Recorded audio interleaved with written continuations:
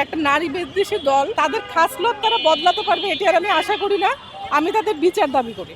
৭১-এর পরাজিত শক্তি, তারা পরাজিত শক্তি হিসেবে যেভাবে বিভিন্ন সময় নারী বিদ্বেষী আচরণ করেছে, বিগত সময়ে ২৪ পরবর্তী সময়ে তারা ক্ষমতার খুব কাছাকাছি চলে গিয়েছে এবং তারা ক্ষমতায়িত হলে তারা কি পরিমাণ নারী বিদ্বেষী এবং কি পরিমাণে বিধ্বংসী হতে পারে নারীদের প্রতি, সেটি আসলে খুব সুস্পষ্ট নজির আমরা দেখতে পেরেছি, ক্রমাগত পাচ্ছি। এবং তারা হচ্ছে যেই কি বলবো যে ব্যর্থ যে একটা নাটক সাজালো জামাতের আমিরের হচ্ছে আইডি হ্যাকের কথা বলে।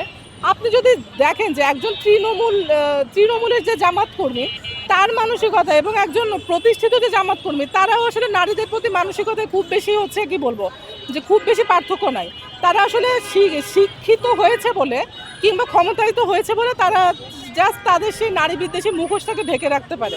এটি আসলে অত্যন্ত ন্যাক্কারজনক, এটিকে ধিক্কার জানাই এবং আমি আসলে তাদের খাসলত তারা বদলাতে পারবে এটি আর আমি আশা করি না।